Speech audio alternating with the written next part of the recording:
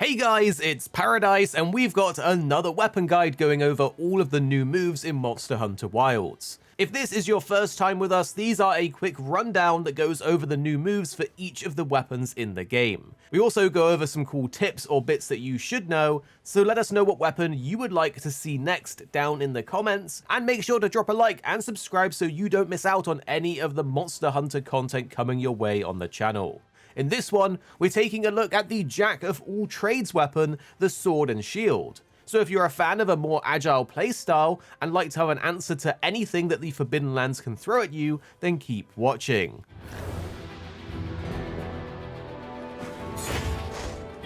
As mentioned, the Sword and Shield mixes mobility and versatility, having access to an easy to learn but hard to master playstyle that is perfect for both veterans and newcomers alike. While Monster Hunter Wilds hasn't reinvented the wheel this time around, there's plenty of changes for mains of the Sword and Shield to get excited about. With a ton more mobility and some exciting new moves, it's hard to go wrong with the Sword and Shield. So let's start it off and talk about the changes to your triangle combo.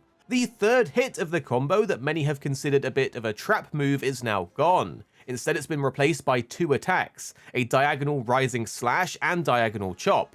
Both are slightly slower than the first two attacks in the combo, and their main purpose is for mobility. You see, moving in any direction while attacking with the triangle combo will cause you to step in that direction while doing the attacks. This makes for a super agile playstyle where you can reposition on the fly as needed, following up with more powerful attacks once you find a safe opening. When you pair this with the new focus mode, the newfound mobility really takes the SNS to the next level and feels even more fluid than ever before. So gone are the days of needing to use round slash to turn around. Moving on to something completely new, however, the charged chop is a devastating new attack. Holding down triangle and circle after most moves will see you flipping your sword behind you and charging it up before jumping in the air and stabbing downwards. After the charging is complete, you swipe upwards with your sword, jump and plunge down in a multi-hit sequence.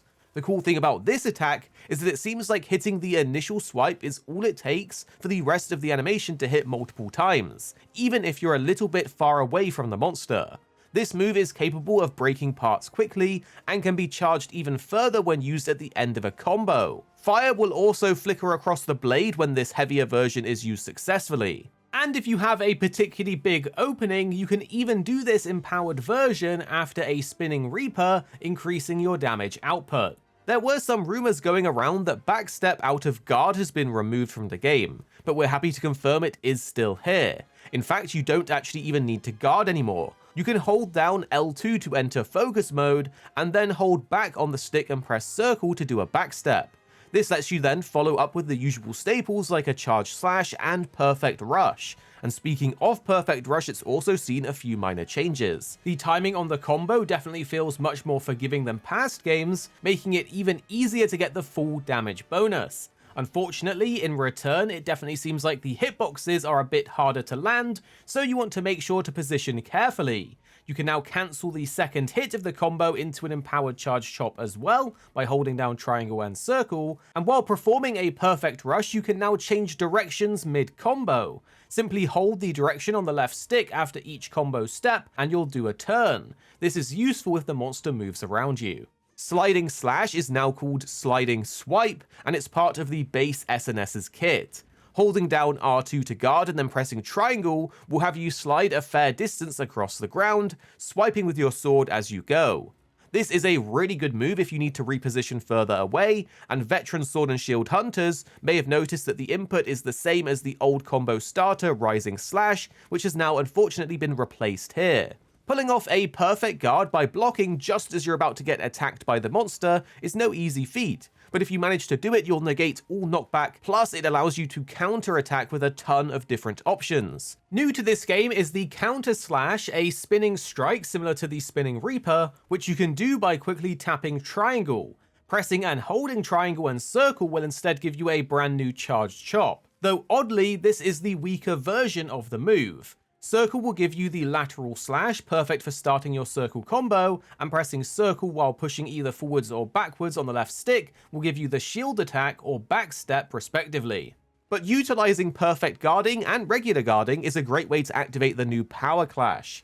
This happens when you block enough attacks from the monster to build up a sort of hidden status that once it procs initiates a tug-of-war style minigame. You're going to want to mash triangle while this happens. If you win the power clash, there's a few moves you can combo into. Pressing triangle and circle gives you the spinning reaper, while holding it down will give you an empowered charged chop. You can also start one of your bread and butter combos by pressing triangle for a chop or circle for a lateral slash. Finally, pressing forwards and circle will result in the start of your shield basher combo. While we're on the topic of guarding though, guard slash has unfortunately lost its counter mechanic by the looks of it, which once again makes it pretty niche. You can follow it up with a sliding slash by pressing triangle while continuing to hold guard, but it's difficult to find a good use case for this particular move. The brand new focus strike for the sword and shield though has you stab forwards at the monster. You can do this by holding L2 to enter focus mode and then pressing R1. Hitting a wound will let you latch onto the monster's side, and from here you have two options. Pressing triangle will perform a falling slash, where you rip your sword downwards, causing a multi-hit attack for good damage. Alternatively, you can press circle, which performs the upwards bash, uppercutting the monster with your shield and flying into the air. It's good to know that you can actually do this while airborne by pressing L2 and R1, just in case you wanted a bit more time. While riding on your Sacred, you usually have a very limited arsenal of attacks compared to on foot, but it can still be useful if you need to chase a fleeing monster as it moves zones. Pressing triangle will cause you to do a basic cross slash with your sword. Pressing triangle while sprinting next to a monster though will cause you to stick your blade out, slicing through the monster for multiple hits of damage. By pressing triangle and circle while on your Sacred, you'll launch into the air before doing a 360-degree spin attack. Just like the other weapons, the SNS gets its very own mount attacks, which lets you open up wounds on the monster. The sword and shield opts for a simple cross cut with the sword this time, but for the mount finisher, which if you attack with your weapon with R1 on a wound will activate it, you can use the shield to bash against the monster, doing impact damage which can build towards a stun if done on the head. After this, you plunge your sword straight down before ripping it out and jumping off in the process. But this is all the changes to the sword and shield in Monster Hunter Wilds, so make sure to drop a like down below and stay subscribed for more Monster Hunter coming very soon.